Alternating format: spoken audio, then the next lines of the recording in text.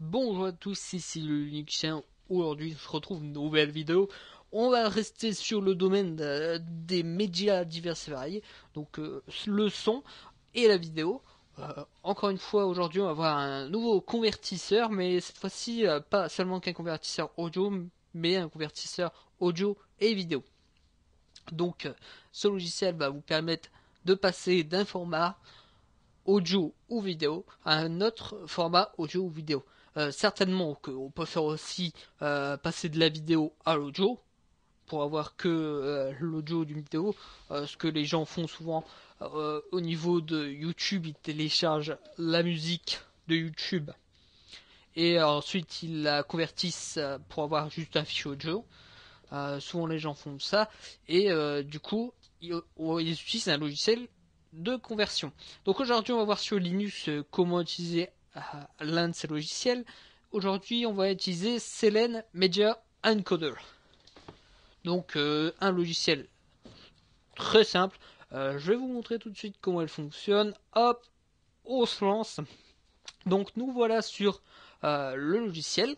Donc un logiciel avec une interface très simple, très claire et assez épurée.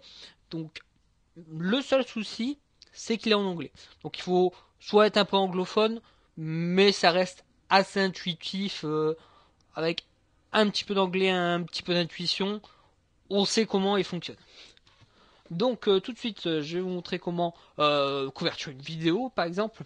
Donc là, des petits tests vidéo pour préparer la vidéo. Je vais les ajouter à mon logiciel. Et je vais vous montrer comment tout cela fonctionne. Donc ici, par en bas, vous avez différentes options. Donc la première, script. Donc script, c'est en fait, il va pas utiliser, c'est pas le logiciel qui va faire l'encodage, c'est un script qui est avec le logiciel, qui est installé en même temps que le logiciel, mais qui va utiliser les commandes qui sont déjà intégrées à Linux. Donc des commandes de conversion qui sont déjà intégrées à Linux, comme on l'avait déjà vu avec le logiciel MK USB. Donc là qui faisait l'intégration d'une image ISO sur donc le USB. Là, il va transformer un fichier. Donc c'est pas tout à fait, ça va pas être la même commande, mais c'est le même système. Il va appeler une commande intégrée à Linux pour convertir notre vidéo. Et du coup, il nous propose différentes options. Il n'y a que 3 options parce que le script, les commandes sont pas forcément très poussées. Surtout pour de la conversion vidéo. Donc là, on nous propose soit de convertir en AVI avec un réencodage en MKV au niveau du format audio plutôt. Si vous comprenez pas forcément ce que je raconte, au niveau de l'audio, voyez ma dernière vidéo sur Sound Converter. Vous comprendrez peut-être un peu mieux tout ce qui est au niveau du son.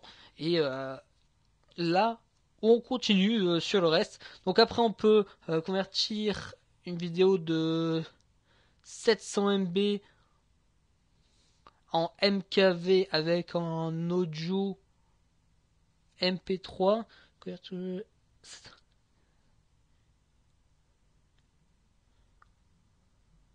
Ah non, non. Il, il convertit une fichier vidéo de 700 MB MKV en conversion X264, c'est un format spécifique, et en MP3 niveau de l'audio. Et le dernier qui va convertir un MKV en utilisant un convertisseur spécial et en modifiant l'audio en MP3. Donc là c'est pour les commandes Linux qui sont déjà intégrées dedans et qui va utiliser. Après, le logiciel en lui-même peut utiliser des convertisseurs intégrés au logiciel et pas forcément libre de droit. Donc là, on a tout ça au niveau du logiciel. Donc l'AC3, on a déjà vu, le FLAC, le MKV, le MP3 au niveau de l'audio, le MP4 aussi qui peut être utilisé au niveau audio, le MP4 vidéo avec de l'AAC au niveau audio, le OGG qui est un format libre de vidéo, le OGG Vorbis, parce qu'il y a 2 encodages possibles, le Opus Audio, donc pour du son, le WAV, son aussi, et le WebM Vidéo, une conversion libre et très très bonne qualité, qui a un très bon rendu en fait. Après, on a une dernière option qui est le preset free format. Donc là,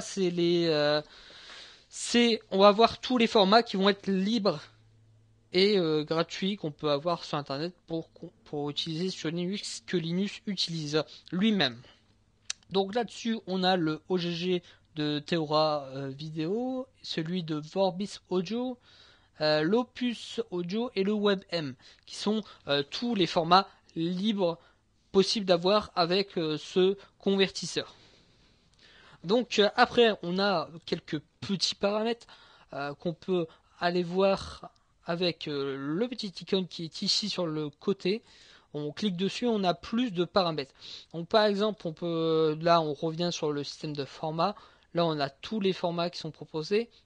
Donc par exemple, si on met en MP4, on arrive sur le MP4. Donc là après, on peut choisir le format MP4 que l'on veut précisément. On peut le mettre au format maximum et la version d'encodage. Donc on va mettre voilà, on a tout plein de presets, des préconfigurations à mettre, et on peut mettre un profil avec prédéfini. Donc après on peut aussi carrément réajuster la vidéo pour améliorer la qualité.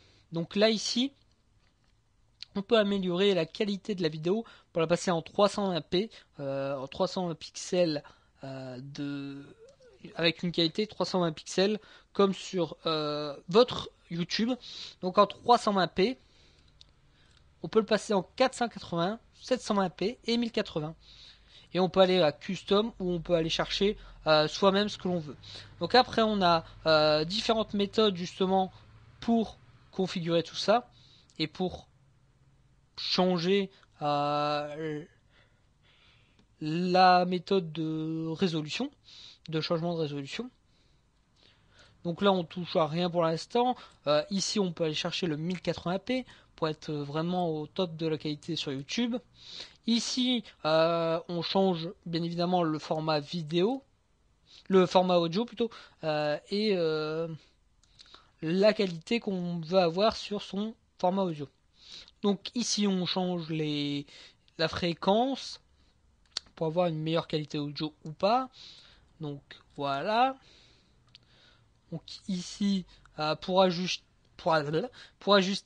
justement le fichier audio, si on avait quelques qualités faibles, les aigus qui n'allaient pas, le tremblement, les basses, augmenter les basses, plein d'options musicales en supplément. On peut rajouter des sous-titres évidemment et des tags directement dessus, mais qui n'ont pas vraiment d'intérêt ici. Donc voilà, on a notre petit truc, notre petit fichier prêt à être utilisé. En plus, on a quelques petites options pour pouvoir ici convertir une vidéo à un certain passage.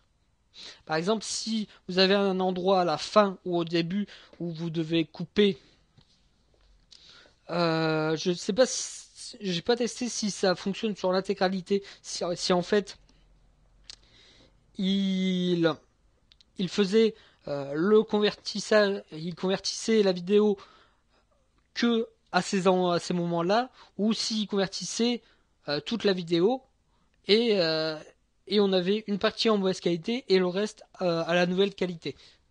J'ai pas testé cette option-là, mais on peut effectuer ces endroits-là et on a un système pour réajuster la vidéo dans le cadre, dans le système de vidéo pour voir plus ou moins une partie plus un endroit de notre vidéo en particulier. Donc après, on a évidemment les paramètres du logiciel, donc où enregistrer après que la version est terminée votre fichier, un système de backup, donc si vous avez des problèmes, où va-t-il enregistrer tous vos problèmes, et des petits outils, l'encodeur qu'il va utiliser, un logiciel non libre, si, ils sont tous libres vu qu'on est sur Linux, tout est libre, mais on en a deux mis à portée pour nous. Donc aussi on peut changer la langue, mais ça ne change pas grand chose vu que je viens de la changer et je n'ai pas de différence. Ce n'est pas très très grave, c'est très peu important, mais vraiment très très utile. Donc du coup, tout de suite, on va voir comment installer ce logiciel. Selene Media Encoder, on va voir comment l'installer. Donc on va aller dans le terminal, lancer le terminal. Tac. On lance le terminal. Et là, on va faire un sudo apt-add repository. Et là, ppa 2.tj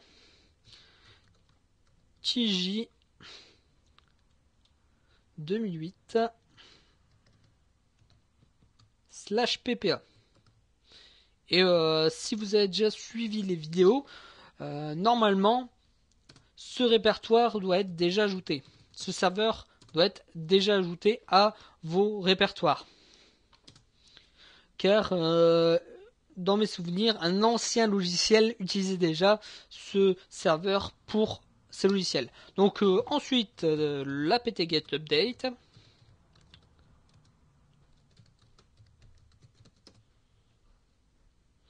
Donc apt-get update et ensuite on installe le logiciel Selene. Donc on laisse terminer sa recherche de mise à jour. Normalement, on n'a rien à mettre à jour. Voilà. Donc après apt-get sudo apt-get install Selene. Hop, et il vous installe la version. Elle est déjà installée pour ma part. Donc voilà pour cette nouvelle vidéo. En tout cas, je vous remercie d'avoir regardé cette vidéo. Tous les paramètres, toutes les commandes seront inscrits en dessous de la vidéo. Et n'hésitez pas à aller voir l'article qui sera posté sur le WordPress, le Linuxien, qui sera aussi dans la description. Je vous remercie et je vous dis à très bientôt.